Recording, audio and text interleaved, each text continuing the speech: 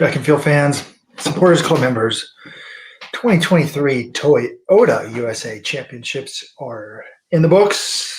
We're going to break down the final day 4 of action for you. Here, Robert Johnson joined by Weldon Johnson.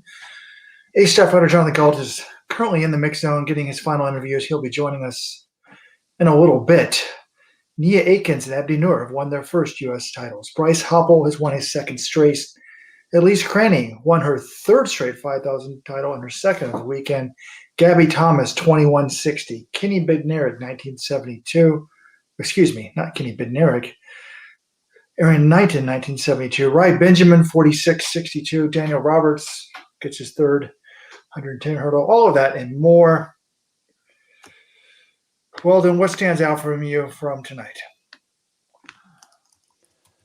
Overall, with the distances, I was a bit disappointed. I feel like some of Grant Fisher pulled out of the 5,000 meters. We didn't have the matchup we wanted there. Abdi Nur looked great. I was glad to see Paul Chilimo make the team. But Cooper Tier, didn't challenge. Some of these storylines that people root for in Let's Run didn't happen. Women's 800 meters. I told you guys Nia Akins was going to win it. I was glad to see it. She looked great in the rounds, delivered in the final. That was good to see. The men's 800, my takeaway there was, thank God there wasn't a DQ. And officials right away were saying flag is up. And I'm like, if they DQ someone for this, we might as well stop racing. Nothing happened. I think they're talking about DQing Isaiah Harris. Absolutely not. Ridiculous. But the top, Will Sumner, I didn't expect him to make the team after the first rounds, but the top 3 guys in the U.S. I think made the team. Maybe Jewett, you could argue, has been better this year. So it's good to see that. Clayton Murphy holding his kid up afterwards. I think it was probably a subpar run for him today, but he made the team. Women's 5,000 meters. Elise Cranny. Bowerman, I think, had a pretty horrible meet. Sean McGorty made 2 teams, but great meet for her. Robert, there was no question about that one, right? She was just biding her time. Those other women, they better be way ahead of her, beforehand. Oh, I didn't even say it. Men's 5,000 meter, probably a huge disappointment. Woody Kincaid, what the hell, man? I'm looking for someone to show greatness, that they can compete at the international level. And I feel like to compete at the international level, you're a Mo Farah. You're always consistent. You can't have it one day and not the other day. And he was terrible today for him. I just was really disappointing run for him. So sort of a mixed bag on the distances. And then, Grant Holloway not running the final. I just don't like it. He's earned the right not to do it, but get rid of the buys. Or, I don't know, don't let them run the semis if they're not going to run the final. Some shit like that. Just empty lane, track. I'm just not a fan. I guess the buys serve some purpose kind of for the middle distance runner. For the sprinters or a hurdler. If you fall, you could still be a factor. My view on the buys for distance runners is if you're not in shape to make the team now, you're not going to do anything at Worlds anyway. So the buy is pointless for distance runners. But I guess America doesn't really have to worry about us winning gold medals and getting buys in the distances. But, yeah, in terms of Holloway, and we've had him on the podcast, so I'm a fan, but I think he's got it backwards. So, he doesn't want to run the 110 final because he doesn't want to give one of these young guys confidence. I think he should run it to give himself confidence, to get him used to not tensing up in the last 30 meters or slowing down the last 30 meters and give these guys a beatdown. But, 13:07, couldn't he do that today? I think he could.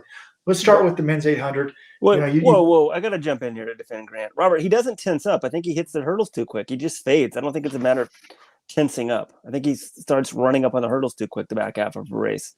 I think he's too quick the first half of the race. And Zarif in the chat asked, am I in the baby room? Oh, yes, I am. I may have to leave here a bit, people. I'm on night duty tonight. I'm legit in the baby. You can see the changing table behind me. This is dedication. This is my last day of paternity leave. The baby is sleeping right next to me. Any marriage counselors want to email me? Go ahead and email me. I might need them after tonight if the wife comes down here. But I'm an expert in terms of the baby. You want to teach him to sleep under all circumstances. And the baby's about 8 feet to my right here. It's a little bit darker in there, but she'll be enjoying the Let'sRun.com Track Talk podcast. And if you enjoy this podcast right now, this live show, and you want it as a podcast, you got to be a Supporters Club member. Join today. LetsRun.com/subscribe. Use code CLUB25 to save 25% for a yearly subscription or monthly subscription. And if you get a second podcast every week, daily podcast during Worlds, and you can save 20% on running shoes. So it's a subscription, sort of pays for itself, and you support independent journalism. So spread your friends. Also, if you're watching now live, hit like, hit subscribe. We appreciate that. Spread the word. Did you guys hear that, astute listeners? Weldon has assigned his baby a gender. That when the baby came out, the doctor determined its sex to be female. But Weldon just referred to the baby as he. So have you guys assigned? Yes, she, you said he. You said he. Well, I'm very tired. It's definitely she. So, all right, Robert, where do you want to start with the distance? Well, I was going to say start with the men's 800 because you were talking about that. But let's go in order of the distance races. Women's 800 was up first, and this was not a surprise for me. I got into right before the race, like 2 minutes. I went in and changed my picks and made sure that I had Nia Akins winning this race. She looked so good in the prelims and other rounds. She was undefeated on the season. I had seen her run in college. It was a great night for the Ivy League, by the way. She won the women's 8. Gabby Thomas won the women's 200. And I used to do the Ivy League broadcast, so I was very familiar with both athletes. Anyways, she got a pretty dominant win, 159.50. Raven Rogers, 159.83. Kayla Edwards, 2 Big shock here. Ajay Wilson, dead last, 205.88. Will not be making the team. And when I was watching sort of the race, a couple things sort of stood out for me. Like if Akins hadn't won this race, I was going to be like, she ran a terrible race tactically. Now that she's won, it doesn't matter. But she was just like, she ran it kind of like a high schooler does. Like she was in the middle of the pack, way on the outside. So she never got boxed, which if you're way better than everybody else, it's a safe way to run it. But she was running a lot of extra ground. I know that she ran at least 2 of the 3 turns in lane 2, maybe all 3. I know the first turn, there's 4 turns, but everybody's running in their lane in the first turn. So ran a lot of extra ground and still was just way better than everybody else. And then behind her, Raven Rogers was in a good spot. I was expecting her to make the team. Sage Herta-Klecker ended up 4th, and certainly I didn't expect her to make the team. She's been rabbiting well in Europe. I just, based on the way she's been looking in the prelims and in Europe this season, that wasn't a surprise to me. To me, it was Ajay Wilson because, she had bombed the race in New York a few weeks ago, but she's generally very good at making teams. But this is now the second straight team she's failed to make, but she was way back. But I hadn't given up because I remember 2021 in the Olympic trials. Ajay's become multifaceted. She used to only run from the front. Now she's sort of really good at measuring her effort. And in the trials in 2021, she was like 6th or 7th coming off the turn, 100 meters to go, and moved up to 3rd. But today there was no move up. Fades all the way to 205. And she told Jonathan Gault in the mix zone, he texted me like, yeah, she basically says there's some ailment that's bothering her. She refuses to say what it is. Sounds like it's kind of a medical privacy thing. Medical doctors in this chat, please feel free to. What type of thing I don't know, necessarily embarrassing, but you wouldn't want to share with the running press could be sort of off and on. Sometimes it bothers you, sometimes it doesn't. I don't know what it is, but when I see a result like this, and I know Emma Kober made the team, it just makes me think, like, are their days over from contending? And, sometimes in other sports, people have, in golf, you have a magical moment. Jack Nicklaus won a Masters at like 43. In running, it's a lot harder to do. I'm not ruling out Emma Coburn for a medal, but obviously Ajay will not be medaling this year. But congratulations to Nia Akins and the Brooks Beast. Nice victory for them. Yeah, Robert, a couple of things. You said it's the second straight team Ajay didn't make. What do you mean? She made the team last year. She made the final at Worlds and bombed out in the final. So she did make the team last year. This is a changing of the guard. And that sort of was like you. I'm like, wow, is it over for her? And she said to Lewis Johnson beforehand, they said in the broadcast, or maybe Sonia Richards-Ross said this, that She didn't have the confidence after that New York City meet. It was sort of shocking to see. There's just so much talent in this event. Sammy Watson, it was good to see her make the final. I mean, she's a former world under-20 champ. You got Michaela Rose, who's bronze medalist at the 400 hurdles last year, the NCAA champ. Charlene Lipsy, who was a world championship finalist before. Sage Klecker was like third in the Diamond League final last year. So Kayla Edwards making this team, shocking. I just didn't see that one coming. But great run from her. And Nia Akins, just a really good one for the Brooks Beast. I mean, they've got, Josh Kerr running really well, but he's sort of international, and Nia, just great consistency this year. It wasn't like this was some fluke race. I mean, you don't win the U.S. Women's 800 meter title. It's arguably what is, when you count a thing, our best event, but great run for her. There was a couple talks on the message board as the meet was going on. Someone said this is the weakest U.S. team ever. I think they forgot about I Think Mo. But even talking about the three women today, like that's not really true. The reality in the world is I Think Mo, Keely Hutchinson, and Mary Mora are way better than everybody else. I mean, Hutchinson's run 155. Mo has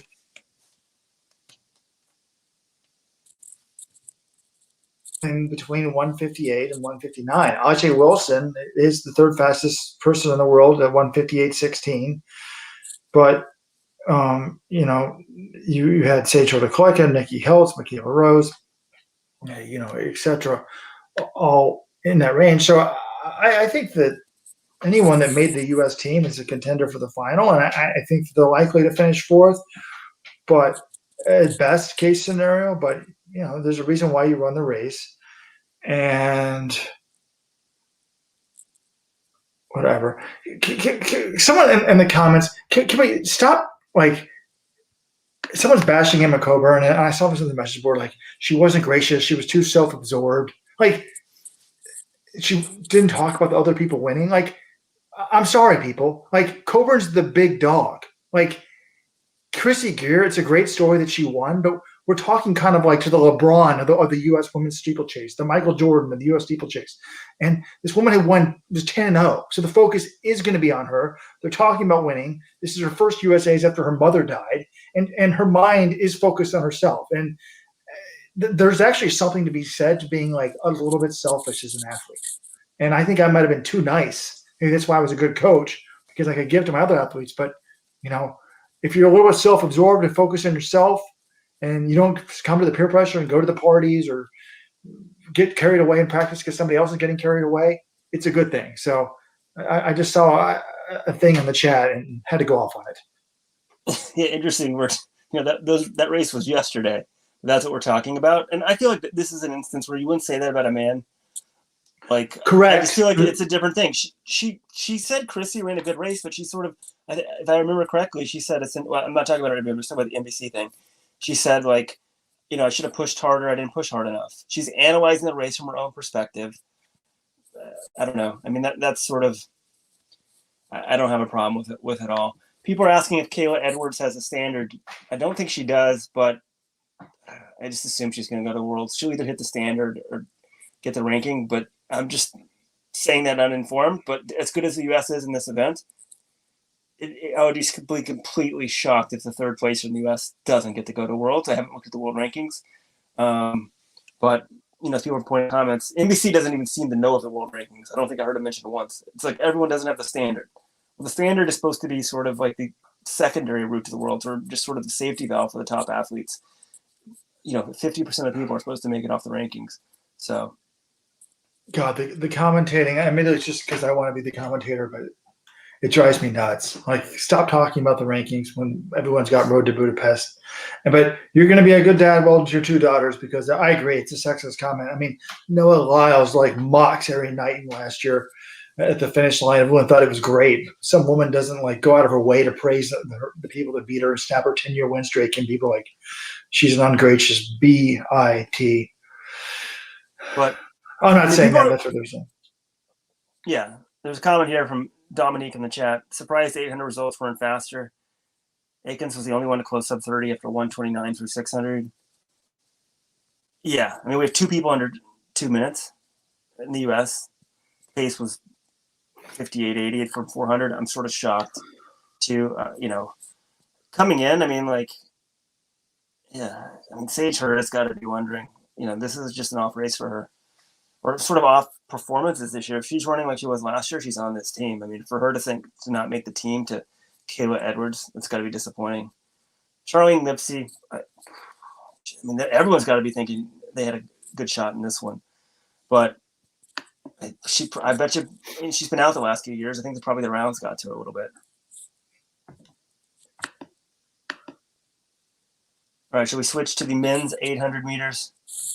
Well, if people were stunned about the time in the women's race, I mean, how about the men's race? 1:46.20, which is definitely slow. I think it was a 51:89 first lap. Isaiah Jewett took it out. And, this is the slowest winning time since 2018 when Murphy won at 1:46.5. I mean, the last 3 years has been 1:44.6, 1:43.1, 1:45.6. Then he had that Murphy 1:46, 1:44, 1:44. Normally it's 1:44 race. But, this was a very physical race. And anyone that watched it live, that's what the commentators, it kind of is weird to me, to be honest, if we're going to talk about the commentating. They used to have, the distance commentator comment for the 800 meters. Now they've clearly made an effort 2 or 3 years ago to have the sprinters. I do think Otto Bolden and Sonia Richards-Wash are kind of more the stars of the commentating. They wanted them more to talk about, so they haven't, they've tried to learn the 800.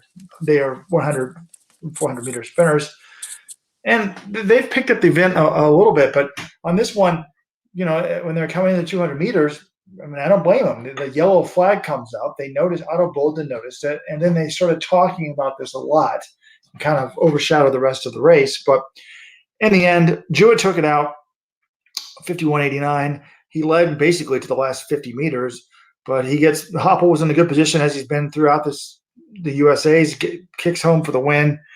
Harris, who's been right behind Hoppel, basically, all USA's, gets second. Murphy was digging deep, man. Clayton Murphy ends up getting past Jewett, 1:46.82 to Jewett's 1:47.02. Will Sumner was way in the back, never really contended for the team, but he did not give up. And, with 600 meters, I'm like, it's a good thing that guy went pro. He's way back, but he did kick for fifth.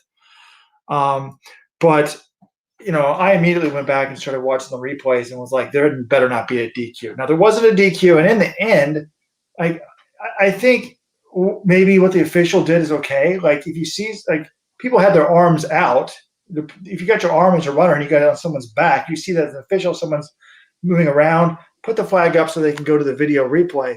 But the officials got this right, because what was happening was everybody was pinching in right around 200 meters, 180 meters in, trying to get in their position. And Hoppel tried to sneak in front of Harris, and there was a guy pinching in from the outside, and he just basically put his hands up to sneak in between them. There was a little bit of contact, but definitely not worthy of a DQ, in my opinion. Thank God they didn't do it. If anyone got fouled, it would have been Hoppel sort of fouling Harris. But I really think the problem was from the guy on the way outside. Jones or somebody did it. And then at 500 meters, there was some more contact when Hoppel wanted to go outside and sort of start to move up, and Murphy was coming up from behind. But Murphy backed up like this. It was probably Hoppel's fault for going in between. But look, Robbins racing. This is an 800.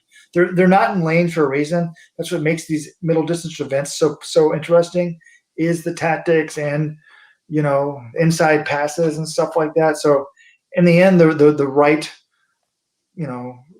recall was done. Where are people getting the 200 meter splits? Well, I don't see 600 meter splits. Is that on the website, the USATF? No, here we go. 100 meter splits. There we go. So Hoppel was 1:18.92. So that means he closed in like 27:28. Is that right? Your math's better than mine right now. Yeah, 27:28. So he was 52:06. I'm kind of surprised. The times to me seem slow, but hey, it was a physical race. And the thing is, in 800, it's not like there's some overly dominant person. I mean, Emmanuel Career has been great in the championships the last 2 years, but his ankle's bothering him. I don't have a lot of faith in him at Worlds.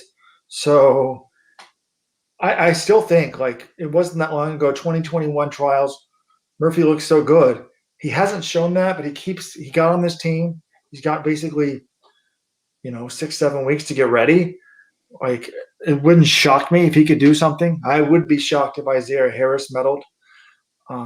Probably be. I honestly, I think well, Hoppel's been fourth in the worlds too, so he could do it. But for some reason, I'm holding my hat on Murphy, even though he was third of these guys today. Yeah, I still hold out hope for Murphy, but it's this people are commenting here in the comments. Sort of a disappointing. I mean, it's like a 146 race off of like what 50 point. I just expected more from these guys, but I'm like you. I have a higher ceiling for Murphy than Harris. I have some hope for Hoppel. I mean, Hoppel was fourth at Worlds in 2019, right? So he's done very well. But as you said, Robert, the 800 internationally is pretty much wide open. Get to Worlds, take your chances. I mean, it's almost always like this. It's like you can be a favorite, and I think they might 800. There still might be a couple time qualifiers, but it's just so brutal because at Worlds they have 3 rounds of 8, the semis, and they go to 8 in the final. So they go from 24 to 8. It's a huge cutoff of 1/3 of the guys only making it. So I mean, if you're a guy like Murphy, yeah, sure, you're only third today, but you're going to Worlds. You get a fresh start. He's got to be thinking, okay, I'm going to go there, trying to get in the final, and this time do something. The last couple, finals he's made, he's been terrible. So, I'm glad to see him there because I still have him higher than Hoppel in terms of this year, who I expect to have the higher ceiling, but that's debatable. Like looking good here says Hoppel could medal. I agree with that. Right now, I don't expect any of these guys to medal, but the 800, the last, we go back 2021, 2 years ago. It's just wide open. But, I think we may be sleeping a little bit on Manuel Wanyoni of Kenya. He's the world leader, 143.27. By the way, if Marco Arop doesn't medal by some point in his career, Canada's going to shock me, 143.30. But they ran that at Paris. So 143.27, that was the race where the first 7 guys all ran 143. So it's not like it's terrible. And then when Yanni this weekend won the Kenyan trials, 144 over 09 over Alex Kipengidich. And then Wyclef Kiminyomal, who had run 143 this year, did not make the team. So he's fourth. Third place was Ferguson Rotich, who's made a bunch of teams in the past. So Ferguson Chariot, sometimes he's on there. Yeah, but disappointing race. Not a surprise. Let's talk about Will Summer going pro with Adidas. But if Adidas and they keep doing this, they give Drew Hunter an obscene amount of money. They give Hobbs Kessler an obscene amount of money. I don't know how much Sumner got, but it's kind of like okay, and they do it for the sprint on the sprinting side too. Sometimes it pans out and you get an area night in. Sometimes it doesn't pan out, but I think financially it's probably the right call, and we can talk about that later with Caitlin Toohey. Like, do we think she's lost a lot of money by not going pro after NCAA indoors? Yeah, possibly. Poster Magdog 0908 says, Rojo, your interview with Will Sumner was legendary. It was really good. We did a podcast with Will Sumner about 2 weeks ago. And people, other people pointing out comments here. Sumner went from high schools to NCAA champ to making the final. That's a pretty good freshman year. I mean, really good, turning pro. So kudos to him. I mean, last year, right? Remember Cade Flatt? Everybody's talking about Cade Flatt. Well, Will Sumner had the much better freshman campaign. And other people are pointing out, the Division II guy, Wes Ferguson. Man, if he had been in this final, Robert, with people are saying he could have made the team, and I totally agree. Like this could have made the team, could have won it, I think. Yeah, I mean, he's that guy. Like, man, they've tried to change the DQ rule for stepping on the line. but I think doing it on the turn, it's still pretty harsh. Like, I don't know. I wish it's an 800. It isn't even a 200. I mean, you can't just like forgive it, but if it's like one step, I honestly wish they let it go. But Sumner didn't do what we wanted him to do, which is take it out in ball of glory. I would have loved that. But it'd be interesting to see people, debating where is he going to go. I haven't seen that. I didn't read the Instagram or anything. Does he? If I was him, I'd want to get my college degree. I'd stay at Georgia for another year. Although it's an Olympic year, you can always. Well, the guy doesn't really need to go to altitude. But, and then part of the interview was he was very aware of the fact of the structure of being at Georgia and having a team and getting flown to all the meets and all of that stuff. So, anyways, all right, let's move on to the 5,000. Men's 5,000 was next, and this was heading into the meet something we were super excited about because we expected Abdelhamid Noor, Paul Chelimo, Cooper Tier, Joe Klecker, Woody Kincaid, and Grant Fisher to all battle out for the team. And I guess we ended up with what? How many of those is that? 1, 2, 3, 4, 6. That's 7 guys for 3 spots. And we ended up with 6 of them in the race. But Grant Fisher comes out that he's got a stress fracture in his femur, I think. So he did not start. To me, this made sense. I don't know. I kind of wish, you don't run well when you're hurt. And this explains some of the 10,000 for me. And, some people are going to say, oh, he's making this up, blah, blah, blah. Come on, people. Like, he gave it a go. Next year's an Olympic year. This makes a lot of sense about the 10,000. I feel a lot better about that performance now. And sometimes even if you don't really feel the pain, I think your body is protecting itself and not letting you get a maximal effort. So that was a big development before the race. But then once the race happened, it basically this was a race that ended up, it would have made Mo Farah proud. And Abdelhamid Noor, who was born in Somalia, right? Like Mo Farah. I think he was born in Somalia. Correct me if I'm wrong. At least he's Somalian descent.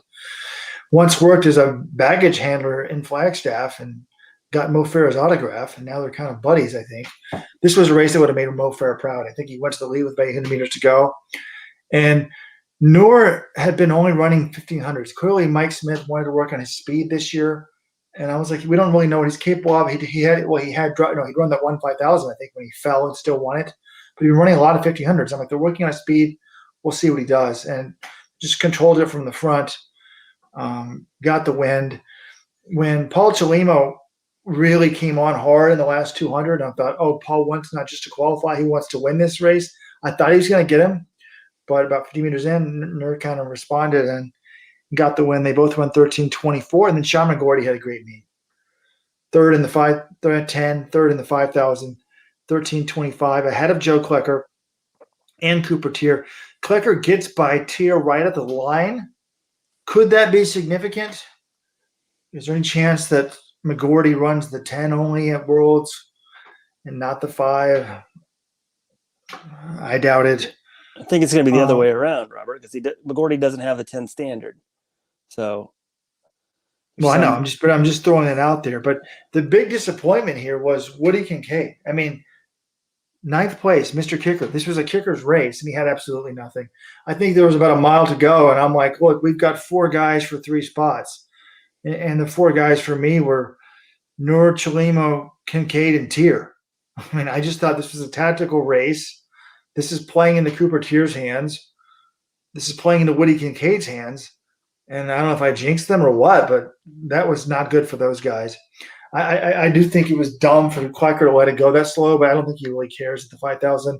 I think he knows he's got no shot in the 5,000 at Worlds. Well, I don't think Klecker really has much of a shot in the 5 or 10 at Worlds. But I think he wanted to maybe just practice his finish, because if he really was – if this was his only chance to get on the team, I think he's got to push the pace in this race from farther out. But great win for Noor. Klecker? What? Yeah. Oh, or Kincaid. Klecker. Oh, yeah, you're probably right. I mean, looking at Kincaid, he was just too far back. He was 57.74 final lap. Let's say he has the fastest final lap, so that'd have been 4 seconds faster. He still would have been not in the top 3. It would have been 13.26, which is right where Klecker was in 4th. So I was disappointed by him. Wish Jonathan Gault was on the podcast. He was trying to sell Morgan Beetlescombe. Nope, 13th place, 13:38. I mean, Emmanuel, it shows though how hard they went. Once you said the last 800, Muir really pushed the last 3 laps, so 1,200 meters. Up to then, Emmanuel Border was leading. He finishes 15th, way back at 13:39, and well, it wasn't that. I mean, well, the third to last lap was only 62, so it goes 62.5, 57.8, 53.6. So it was a 151.40 final 800 for Noor. Chelimo might have been a little bit. He was a little bit exactly the same, pretty much, like maybe 0.02 slower. So I mean, Chelimo just gave a little too much distance, but after the 10, I was sort of wondering what Chelimo's fitness was. He's obviously a better 5K runner.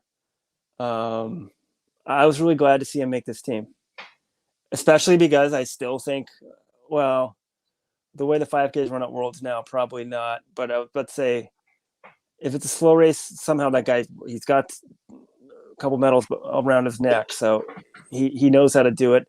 But I think now with the way Worlds is done, he's going to be outclassed at Worlds. But kudos for him.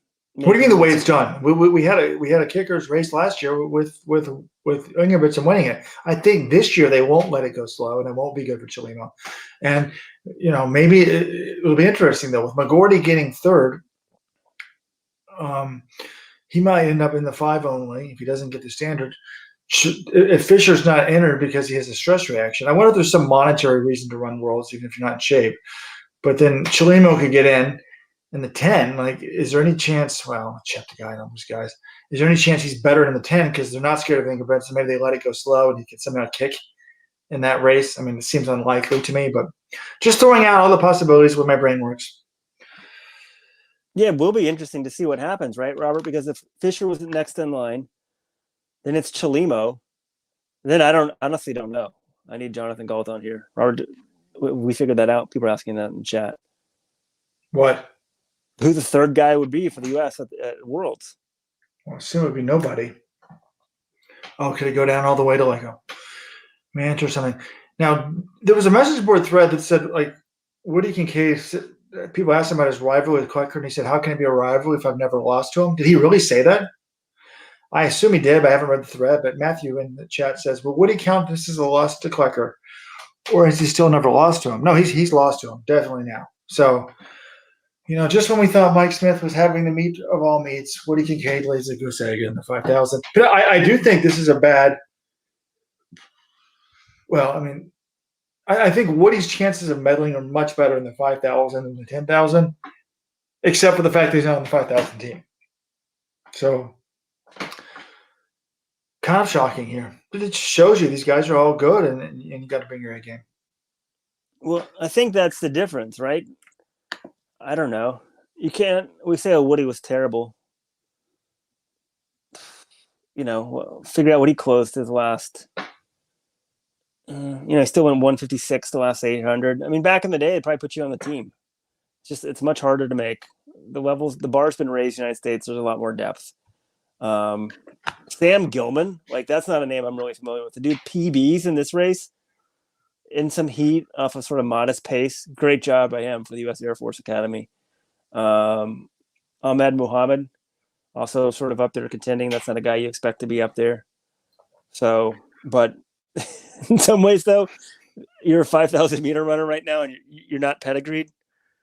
Good luck. It's a tough event now and going forward.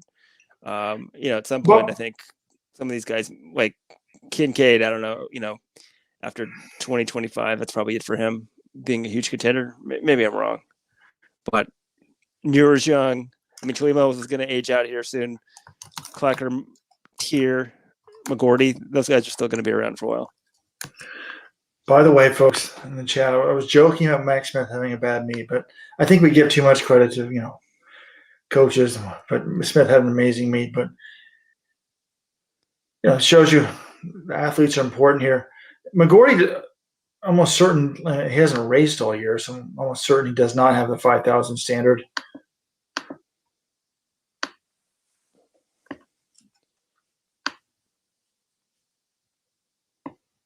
All right, should we switch to the women's 5,000? I'm on the Road to Budapest site. Why does it say that the defending champion is Mukhtar Edris? Oh, there we go. It's changed itself.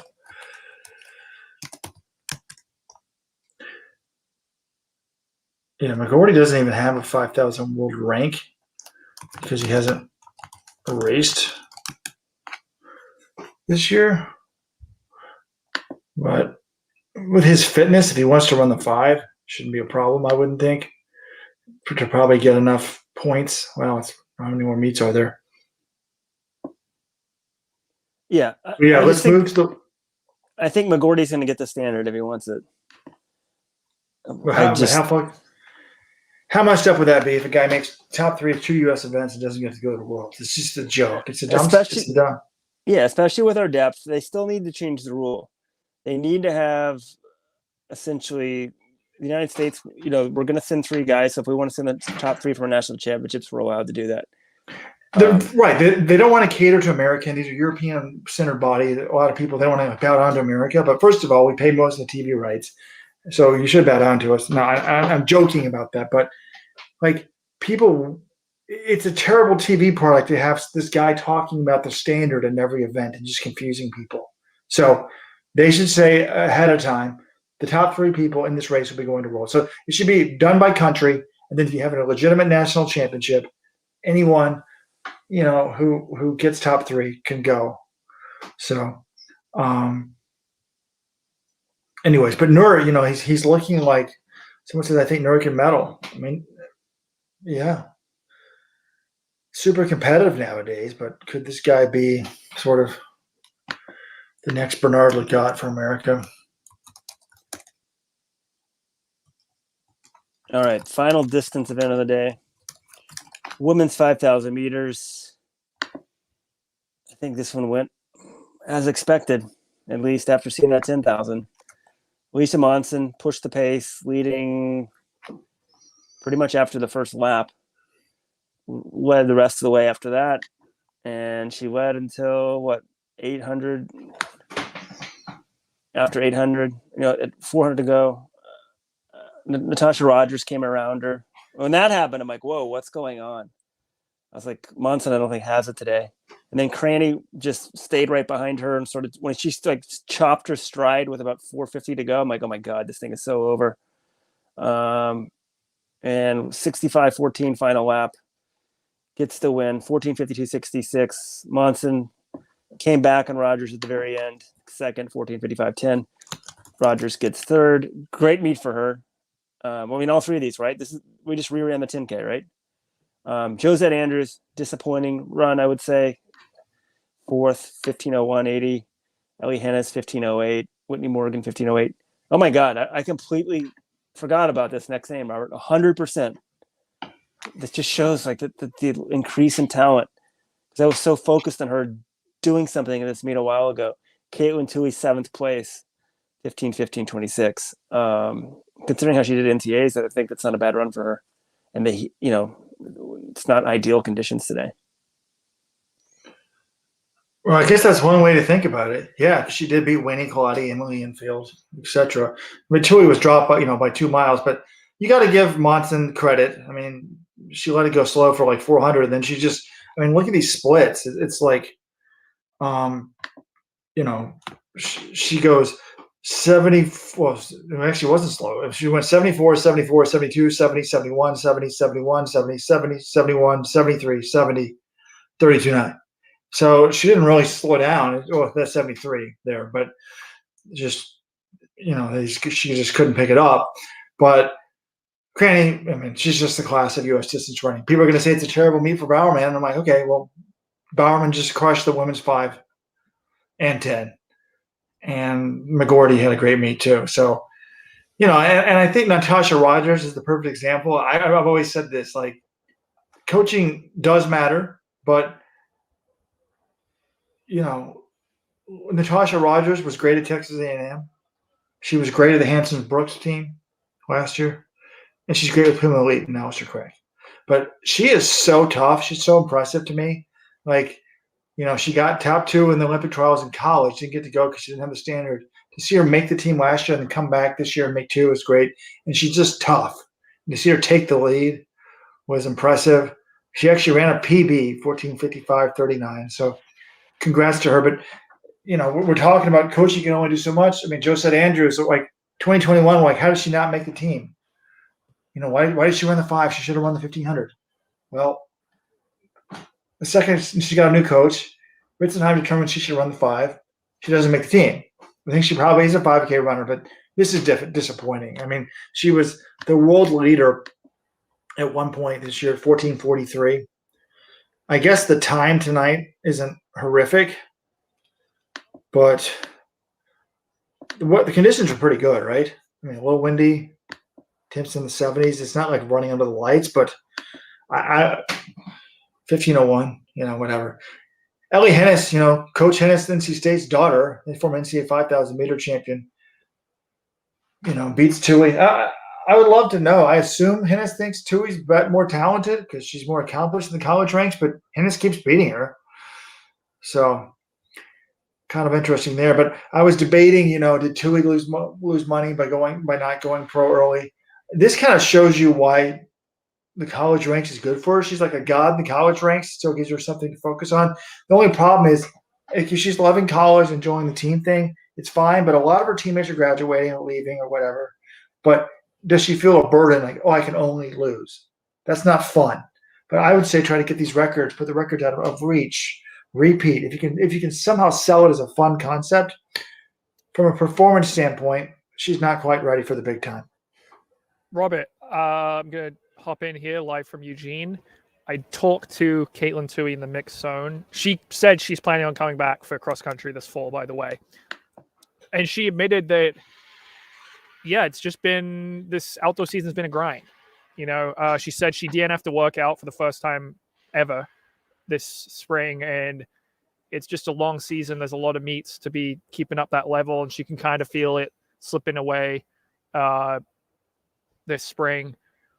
But she also said, you look at these pros, some of them, they don't have to race indoors if they don't want to. And it seemed to me the way she discussed her 2023 season, if she's really geared up to make that Paris team, she might do what we've been kind of suggesting she do, which is run cross country and then either redshirt indoors or just turn professional at that point in 2024. Why did she run USA's this year? I asked her that, and she said she wanted to get the experience. She's like, look, if I'm going to be making a team at some point, this is the race I'm going to be doing it in.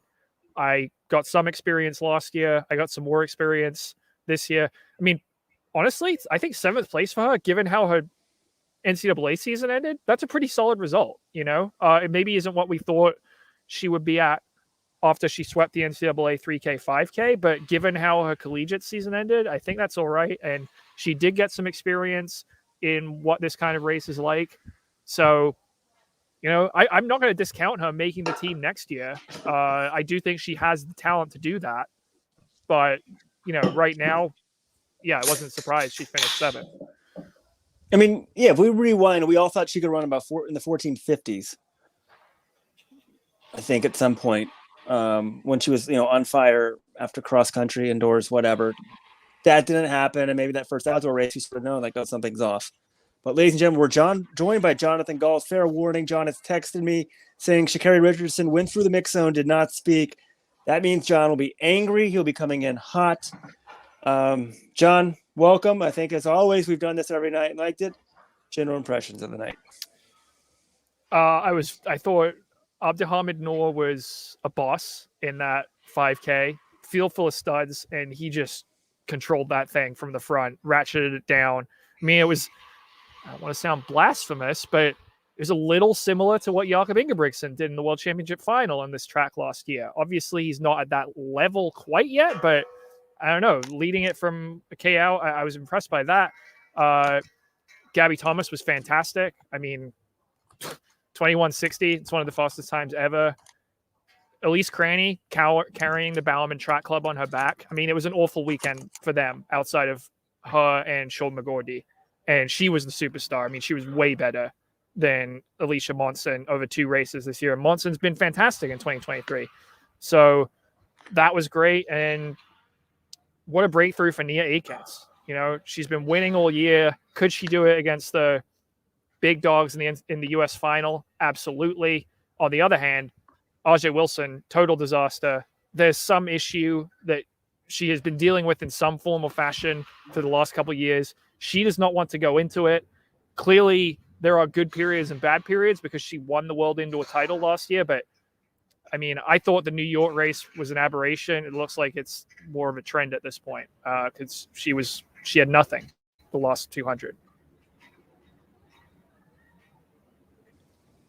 And I guess if you want me to go on a Sha'Carri rant, maybe I can do that a little later. But the very basic thing is this is a professional sport. She's a professional athlete.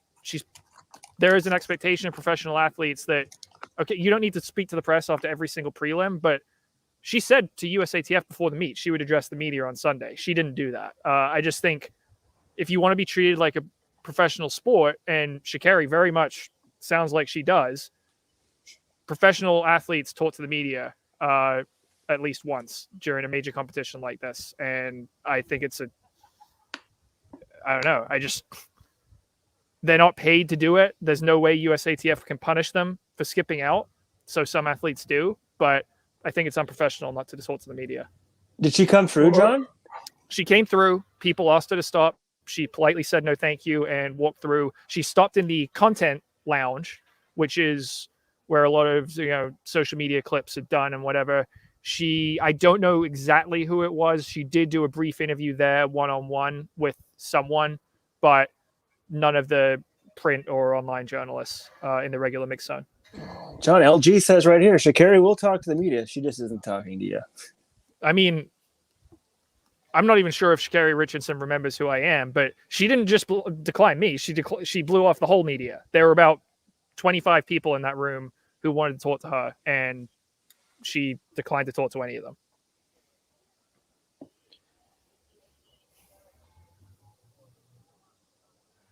Well, always interesting with Sha'Carri, man. And I can't believe she went so fast in that damn prelim and then was such a non-factor today. I mean, Gabby Thomas, the prelim was wind-aided.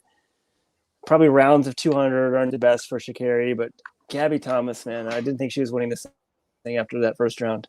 But she knows how to run. She's got that strength. She's got that 400 strength, man. She was amazing. And the other thing, Curly not making the team, I wonder, a couple years ago, he took out the 100 because his ankle was injured. He couldn't run the turn properly. His 2 turns in the semi and final were awful. He was in lane 9 because he got out to such a slow start on the turn in the semi. And then in the final, same thing. He couldn't quite get back after an awful turn. I do wonder if that ankle issues is I didn't see him come through the mix zone. Maybe I missed him, but I don't know. What do you guys make of that? I was surprised. I thought for sure he'd be on the team, and he missed out. I mean, he's never been that great of a 200-meter runner. So everyone's like, oh, the 200 he's going to make it this year. I wasn't convinced. I didn't see the semi, but when I saw him in lane 9, I'm like, well, this is the best case scenario for him. He's more of a 100-meter runner. He doesn't like the turns, and it's the flattest. It's if you time trialed everybody, lane 9's the fastest. So he got all you could ask for and didn't make this team. Look, a few things. I don't care that he didn't make the 200 team. Like, I think this was a good race for him. Shows to me he's in good shape. You thought this was a good race for him, getting 4th at the USAs? I disagree. Yeah. When has he made the 200 team before? Last year. What did he run? I don't know, but he made the team. Wasn't he he made the final? Oh, sorry, he got hurt, so he didn't run the 200 at Worlds, but he made the team. He was 3rd behind Knighton and Lyles. I still think he's the favorite in the 100. Again, I think this is an issue with his turn because you saw once he got his things going, his top end speed was still on point. But so there's some issue with running times for him, I think. I don't need him running the 200. I don't need him running the 200. I don't care. He's the world's fastest man. And I thought this was a good run for an area 19.7 into a headwind. Again, I think if he gets the right weather and a tailwind, he can run in the 19.5s. He's already run the 19.4s last year. And I'm not handing the gold medal to Noah Lyles. So for the record, last year at USA's, Curly ran 1983. What was the time tonight? Tonight he ran 1986. If he runs 1983, he's on the team. But this was, I don't know what the wins situation was 1 year to the next. It was minus 0.3 last year. Tonight it was minus 0.1. So basically still. Okay, so whatever. He's in similar shape to last year. I think it's fine. Hey, he was closing very well. But I was wondering, Sha'Carri being unprofessional, not a shocker. When we were discussing things earlier, we were wondering what people said. Oh, by the way, I almost made fun of you for saying this would have, Abdihamid Noor was reminiscent of Jakob Ingebrigtsen. I did, though, compare him to Mo Farah, given the Somali connection. By the way, I did confirm it. Noor was born in Somalia. But last year, Ingebrigtsen won with a 2:23 final 1,000. Noor's final 1,000 tonight was 2:21. Admittedly, that was a 13:0 something race last year. It was 13:20 something race today. But please don't even make the comparison. I mean, what do you mean? Fine. It's a similar kind of race. I mean, I think I would take Jakob over him, but I'll give you 3-1 odds. Tell me how much money you want to bet. I'll take Jakob. I'm not picking Abdi Noor to beat Jakob Ingebrigtsen, but that was a great race. He beat some good guys in this race. What I'm curious, all right, Mike Smith Elite, whatever you want to call their training group, they sweep the men's and women's 10K. Sorry, they sweep the men's 5K and 10K to win the women's 1500. They sweep what? They swept what? They swept the 5K and 10K on the men's side. Woody Kincaid and Abdi Noor are training partners under Mike Smith. John, sweep means 1, 2, 3. So no, they swept the titles. They went 1-1 in those. They didn't sweep anything. They won the men's 5 and 10K titles. Is that what you're saying? That's what I'm saying. They also won the women's 1500. The On Athletics Club wins. They sure did, John. Well played, sir. On Athletics Club wins the men's 1500. Bauman Track Club wins the women's 5K and 10K. What are your U.S. group rankings right now?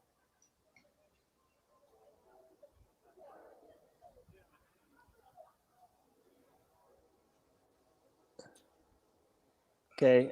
I mean, well, Mike Smith group wins the meet. They have 3 wins, right? Barman has 2. Yep. And OAC has how many? 1. 3, 2, 1, right? As a whole, I mean, if you count international people, OAC is doing a little bit better. Mike Smith is a fabulous coach. He's really bringing it. Why isn't John bringing up the Brooks Beast? They have 2, right? Nia Akins and they have 1 win. We've also got NAZ Elite won the women's steeple and BYU won the men's steeple. So you got to say Smith's got number 1 right now. You act like the Bowerman's trash, and they're still got more than the OAC. I mean, outside of Cranny and McGordy, it was a horrible meet for them. But also half their team's hurt. So, well, that means Fisher and Schweizer, right? Who else did horrible? Or am I missing somebody else? Courtney Frericks got hurt in the prelim and DNS the final. Horrible meet, though, John. I mean, it's great that Woody Kincaid won the pageantry in the 10,000 meters, but he's got no shot in that race. He needs to be in the 5,000, where maybe he can medal if it's tactical, and he's been eliminated. So he laid an egg today. What did he say after the race? I didn't get a chance to talk to him. Dave Ross did the interview for us. But so, yeah, is that your reaction that he made a mistake doubling those events and he should have focused on the 5K only? It's easy to say that going in, but no. Robert, I'm telling you, with a K to go right before Abdi took the lead, I was thinking, is there any way Woody Kincaid loses this race? I was like, the slow pace, 100% sure Woody wins the race. but probably the exact same moment, John. You're my mental equal. Weldon's my genetic equal. I was on the message board typing.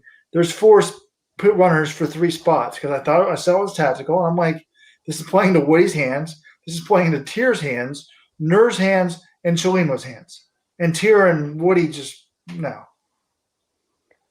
All right, John. Quickly, we were discussing the 10K, and McGordy needs a standard in the 5K. He doesn't have that either.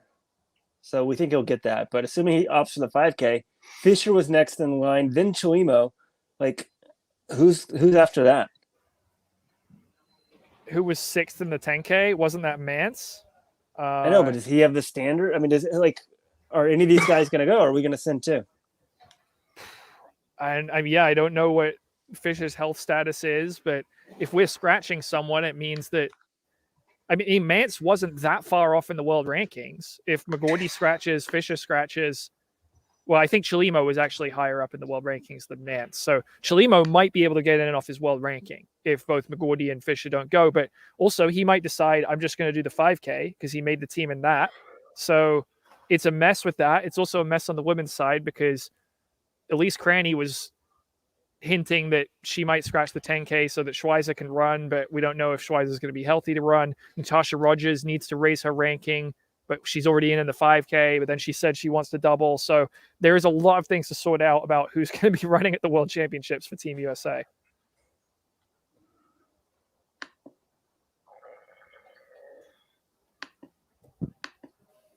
Yeah, all right.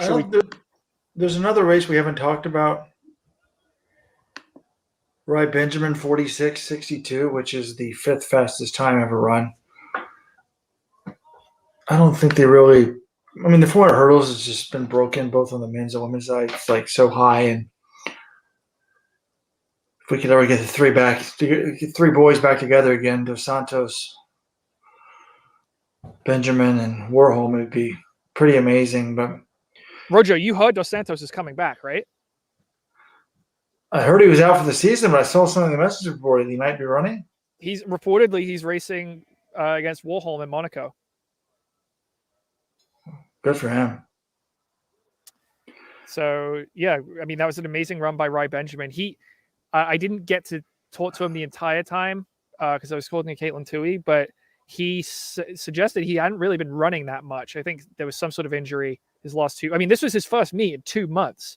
And he shows up and drops a 46.6. This guy, I mean, it's similar. Last year at Worlds, he was battling injuries, and he still ran great in the World Championships. So super impressed by him. And I asked him, was like, hey, did you see Carsten's time at the Norwegian Champs? Did that motivate you at all to drop a big one? And he's like, man, I deleted social media. I deleted my Twitter account a few weeks ago. Like, anytime Carsten did anything, people would just tag me. They're trying to build up this back and forth, and that, you know, rivalry. I mean, there is clearly a rivalry between the two of them, even though Warholm usually wins. But he was just like, I was just tired of people mentioning me anytime Warholm or any of these other guys does anything. I just kind of want to focus. He's like checking all that stuff. It's like drinking from a poison cup. I'm just going to focus on myself. So he did great. It does look like, even if Dos Santos isn't back to his normal self, Warholm versus Benjamin should be pretty good again in Budapest. And Benjamin was a little disappointed with his time. He's like, frankly, I was trying to run 45 today. 45 is basically a world record because the world record is 45.94. So if that guy can stay healthy until Worlds, yeah, maybe he can't go 45. Speaking of the Norwegian champs, intern Alex is in the chat. Intern Alex, are you still in Norway? Where are you? Like, it's very early in the morning there. I wonder if he was at this race, but Warholm ran 46.76. And I forgot how fast Benjamin ran in that Olympics, 46.17. The record's 45.94. I mean, he wasn't that far behind in that run. That's pretty crazy. But, yeah, I mean, that was a tremendous run by him. Let's see. Any other races from today? Well, we already sort of lamented the fact that Grant Holloway didn't run the 110-meter hurdle final, but I think it's cool that, you know, Cordell Tinch made the team. I was glad to see that. It's a cool story. Yeah, well, it's an amazing story. A year ago, he's selling phones in Green Bay, Wisconsin, and not even sure if he's going to continue it. And he latches on a D2 school and is running these crazy fast times, but they're all windy. I mean, by this meet, people knew he was the real deal. He'd run sub 13, but that was great. I mean, credit to Roberts, second straight U.S. title. He shows up, and look, we need to get rid of the bye. We've argued this on the podcast before, but come on. Holloway, he runs 2 rounds. He doesn't run the final. He competes a lot. Like, I'm not saying, Grant Holloway is bad for the sport, but it is bad for the sport when the biggest stars don't run these races. And, it didn't really, in most of the events, most of the big stars did show up because like Curly and Lyles and Thing Mo and Sidney McLaughlin and Navroni, they have buys, but they all want to try other events. So we did get we got quite a lot of star power at this meet, but yeah, in future, we all agree you got to scrap the buy.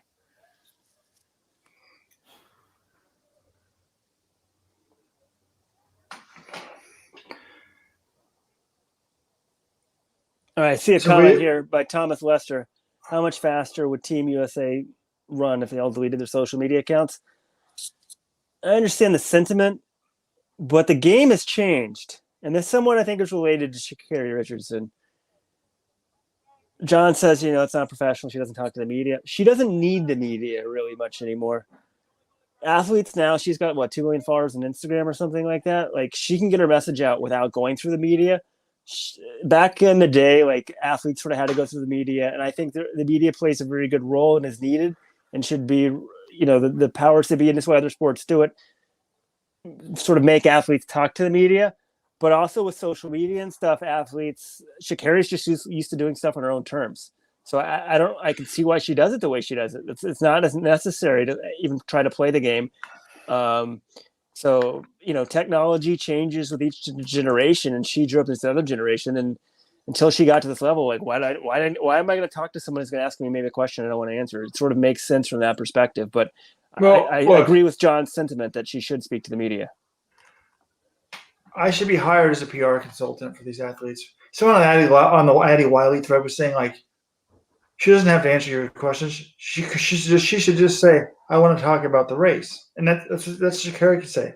If there's a question, I want to talk about the race. I don't want to talk about that. You can control the narrative. You can go in and just, it's like the president. Just repeat things that whatever your message is, just repeat it and ignore the question entirely. Like, if they ask a certain question, just answer with a generic thing and you look fine.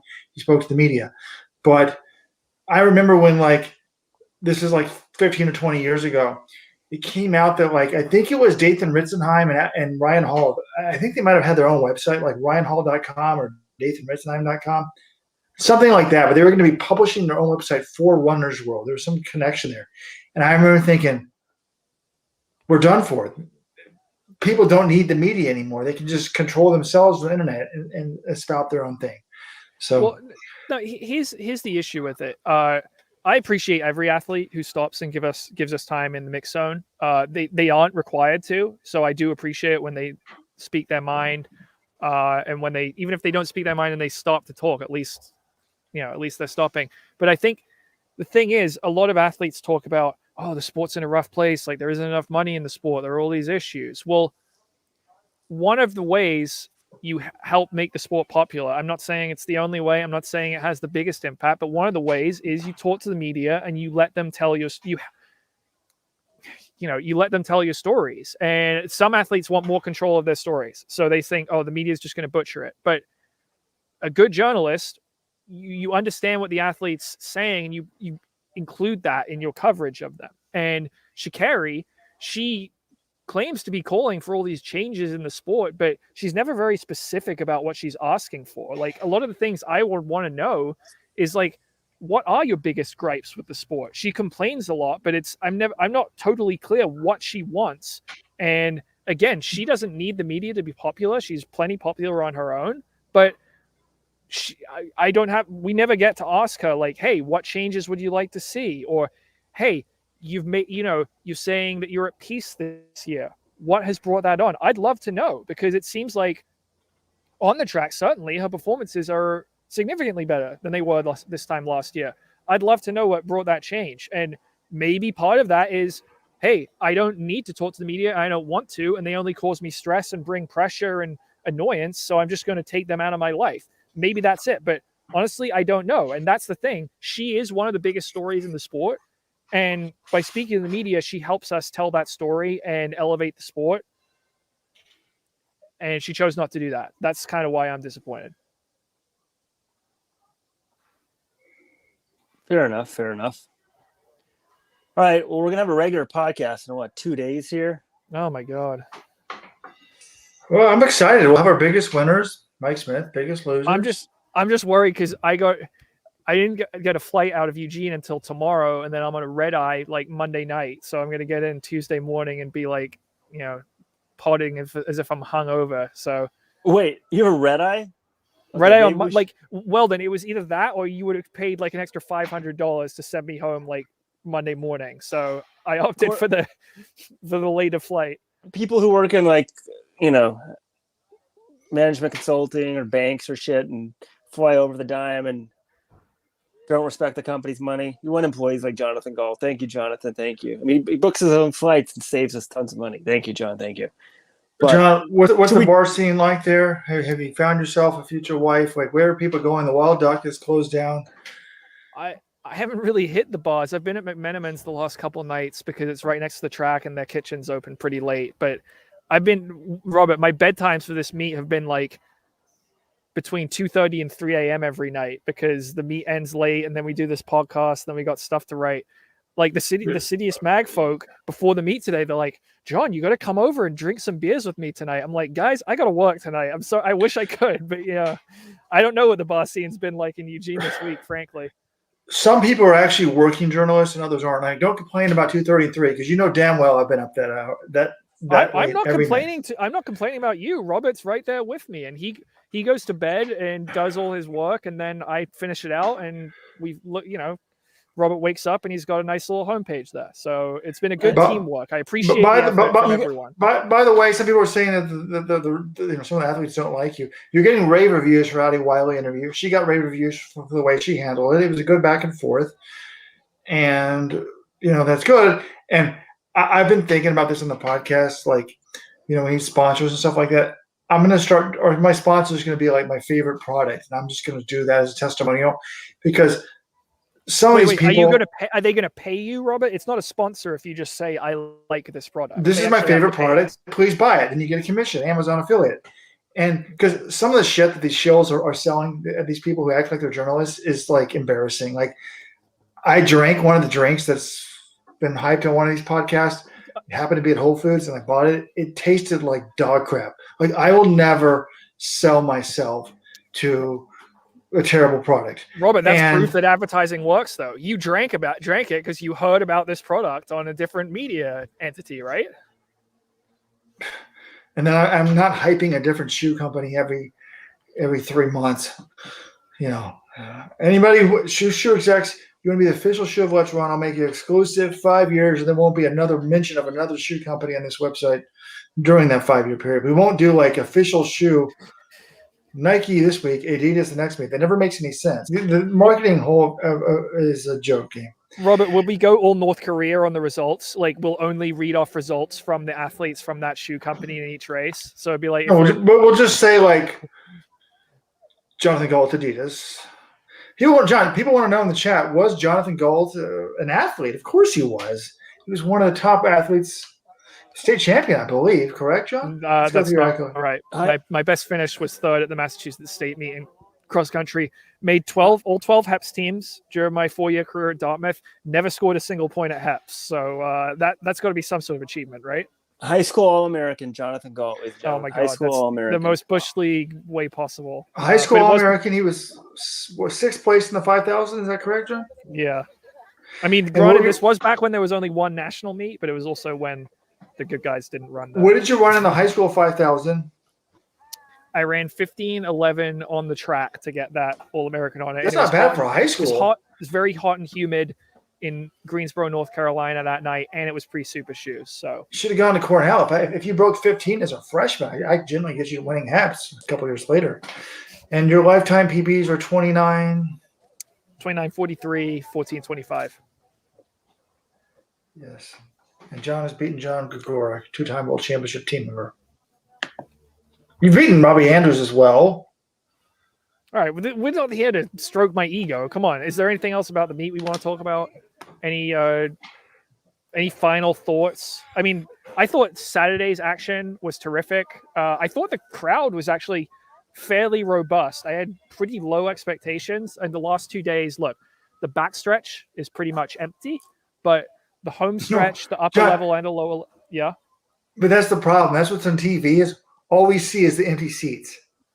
It looks like there's nobody there, literally, because the camera's from the side where it's packed. It's bad because the backstretch, it's the backstretch, so most people want to sit in the home stretch. It used to be different when they had the old East Grandstand. People did want to sit there, but that's gone.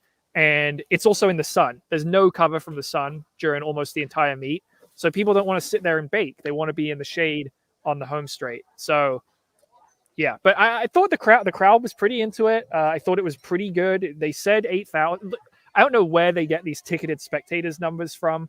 They said it was like almost 9,000 yesterday. It didn't look like that many. It looked like 3,000 empty seats, but I thought it was fine. I'm not convinced that other cities would outdraw them. And also, I did hear from someone today. This is not like confirmed, but it's someone who's somewhat insider in the sport. He said that he thinks the trials are headed to Eugene next year, so I'd expect this announcement soon, which is not a surprise. But well, John, there's no way there were 8,000 people there today. It looked really empty. The stadium only seats 12, right?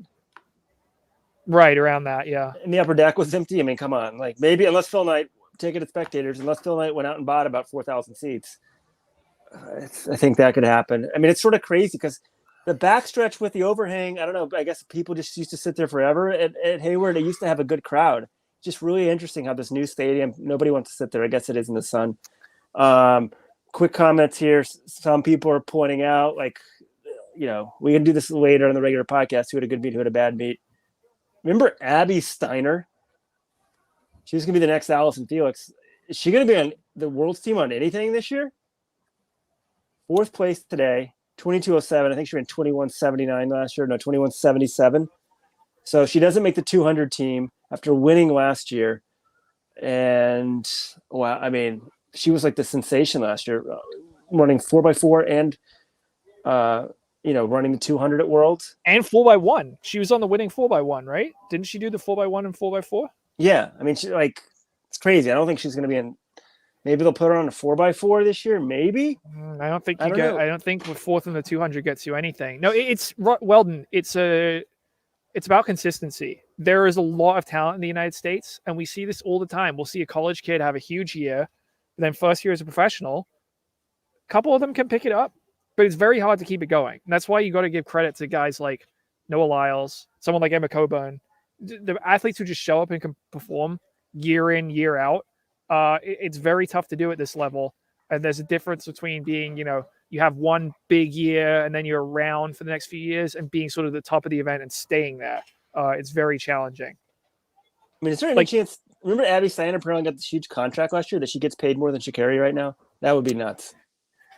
I don't think by the end of this year it'll probably be the case, but interesting. And then also 200 meters. Did they even Mia brought Peterson to high school or made the 200 meter final too? Like, that's pretty impressive. A high school making 100 and 200 final. High school junior. Well, then, yeah, like it's nuts. That's one of the most impressive things in the entire meet. Like, I can't remember the last time a high school junior made a sprint final at USA's. It was nuts. All right. Anything else, John? I've been doing this podcast from the basement. I'm watching the baby tonight. She's starting to murmur in the other room, people. So, didn't Erin Knighton make the Olympics as a junior in high school, John? Oh, that's true. I guess I was thinking on the women's side. That's a good point. Erin Knighton got 4th at the Olympic Games in the 200 as a high school junior. So, Y'all didn't hear it. I had to remove myself so I could swig a beer. When you said that the trials are going to Eugene, I just screamed, no, please. 6 straight. No. 6 state trials? We're 6 straight paying. trials. I'm getting old. It's in the bank. Like Max Siegel sold his soul to Nike. He gets paid $3 million a year to just repeat history and just shove everything in Eugene. He went to LA. 5 straight. Yeah. He mocked them. He gave them to LA briefly, and then for some reason, the Nike thugs came over with a baseball bat, and he changed his mind in 2020. Robert, come on. That's not what happened. They're not the Nike. The stadium wasn't going to be really like. You don't need to be hyperbole about everything. That it's some grand conspiracy. They built this amazing effing track, like that played into it. The Mount Sac one wasn't going to be ready. So no, well, the Mount Sac track was ready. It was ready, correct, John? What the reason behind it was there was a lawsuit, I think, threatened, or maybe it was brought by local residents that was threatening to delay construction of the track. And that is at least the reason that has been given for why USATF yanked the trials. Now, it turned out that didn't have any effect. The track was open. It would have been ready to host the trials, but they were worried about that. And so they were more confident that the Eugene track would get done in time, and they gave it to Eugene. That was the stated reason. Correct. Maybe something else going on, but Robert using the word thugs, like, come on, like they intimidated somebody or something. Robert, come on. Like, it's called hyperbole. Have you ever heard of it? Yeah, it's like a thing. Get over yourself. You're a little tired. We do try to pass ourselves off as journalists and try to deal in accuracy, stay accurate when we can. But I am accurate. Max Siegel is overpaid and should not be the head of USATF. Like, that's not like, I don't think anyone else would make the sport wildly popular. I don't. And I was watching this meet today. I'm amazed that there's people like, oh, no one makes any money. There's a lot of distance runners that make a decent amount of money, and I'm amazed that so many of them get money because look at the damn crowds. Look at what TV network it is. Look at what time this damn meet's on. But it's common sense to me. Like, you move it around the country. You put the trials in other locations because the Olympics will always sell. Maybe you go to Eugene for the trials every 8 years or every 12, but not every damn meet all the time in Eugene, because, like, honestly, like it's people like me that, like, okay, I could ask the wife, can I get out for the 4 days? No, I'm not even going to ask because it's Eugene again. If it was in some city like Kansas City that I've never been to, or Boise, maybe I'd go. My God, if the sport has lost Robert Johnson, we don't have any hope left.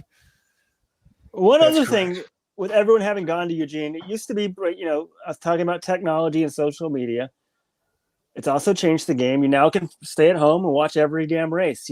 It's not the only way. You used to be, you wanted to know what happened, you pretty much had to fly out to the meet. Maybe there'd be some finals on NBC or something like that. But now you can stay very well abreast of what's going on. You can even get like scuttlebutt on the internet. So, and the TV cameras are better than they used to be, that sort of stuff. So staying at home is an option, and travel expenses are gone to the roof. Well, and I think we finally even realized that Let's Run, we were still writing our recaps because we kind of want a definitive recap. But I'm like, I can just embed the highlights in the race. Like, I used to want to go to the race because, well, then we'd see the times of USA's, but we didn't know if it was tactical. What did they close in? What are the splits? Now they're putting the splits live for every 200 meters up in flash results.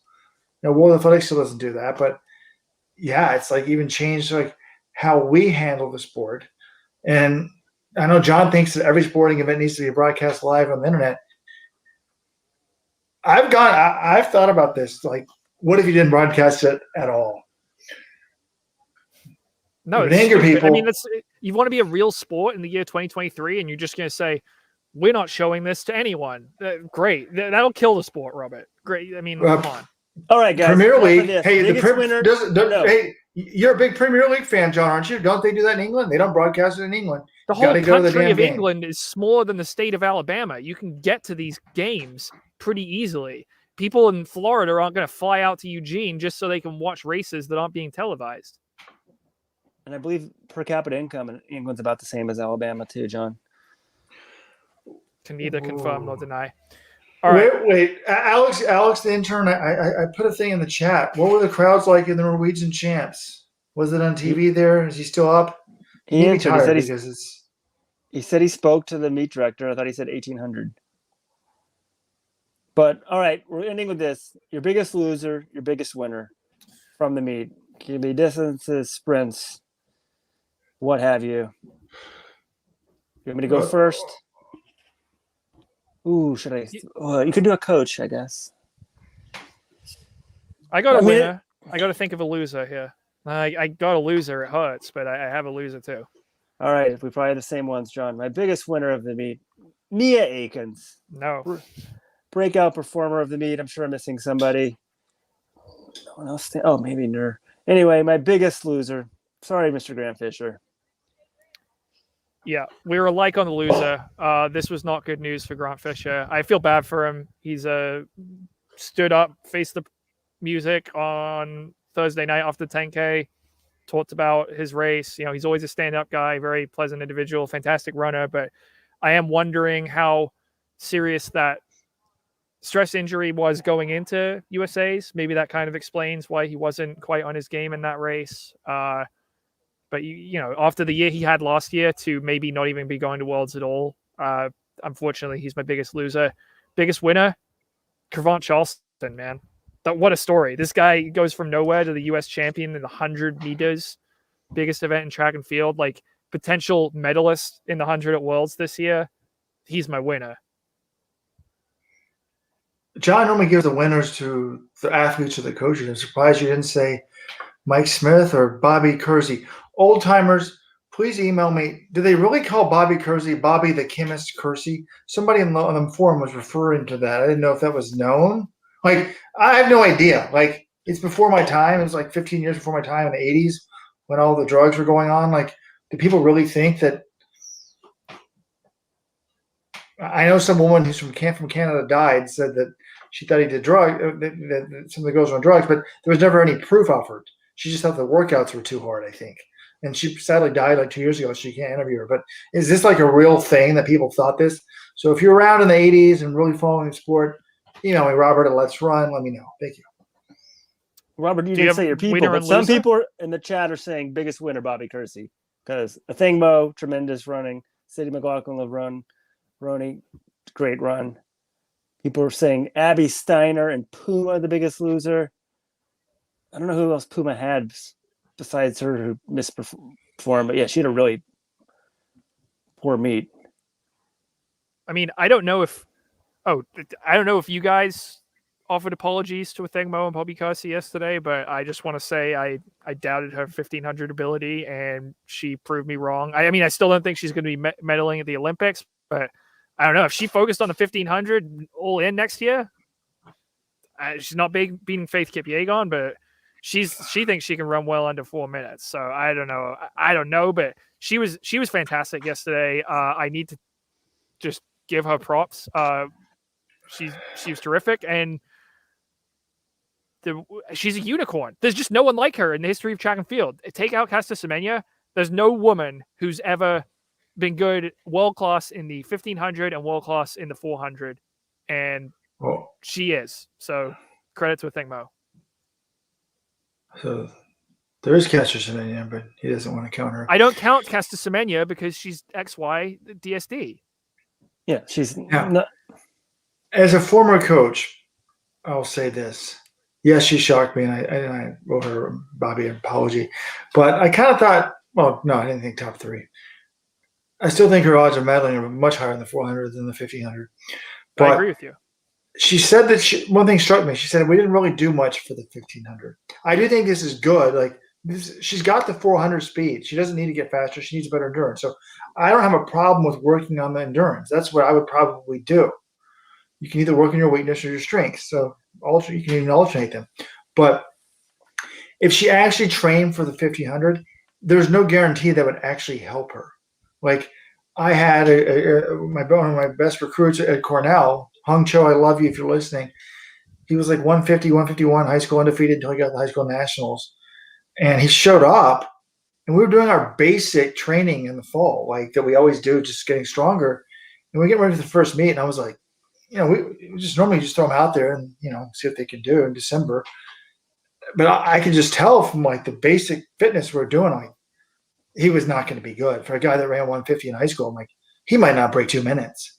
So I was like, yo, dude, I tried to like lower expectations. Like, would you open up in high school? And he's like, it was over 2 minutes. I couldn't believe it. Like, I opened up over 2 minutes, went down to 150. Because I was like, okay, good, because you're not gonna do it. But he really barely trained in high school. He did like 4.8 stuff. And I was trying to do more of the 8:15. I basically trained everybody like 100 meter guy, and it didn't work. Like, he just got tired from doing that. And then you could back off and he could still run a good 8. So it could just tire her out. It would be interesting though, like, to have 1 year all in on the 1500. Yeah. But I mean, I always maintained from the start, I said, if they're doing the 1500 to prepare her for the 800, I don't have an issue moving up and trying that. But if your goal is to win double Olympic gold in Paris, you need to be doing 4.8. And I still stand by that. Even after what she did this weekend. Yeah, but Linda's got a good point. She thinks Mia's crazy natural endurance needs to continue developing speed. I mean, she does have crazy natural endurance, and that's just like Donovan Brazier. Like, Donovan Brazier was running like hardly any mileage and running like 407 miles in high school, despite being fast as hell. All right, John, safe travels. Good luck tonight. Good luck. I'm going to be riding. I'm going to be walking. There's not going to be. Good luck with those recaps, John. Yeah. All right. Thanks. Yeah. All right, everyone. Thanks for listening. Remember, if you want the podcast, letsrun.com/subscribe. Use code CLUB25. Save 25%. Join the best club in running. Get 2 podcasts a week. Savings on running shoes. Exclusive content. Private forum. You can email Rojo even. All right. Good night, everybody.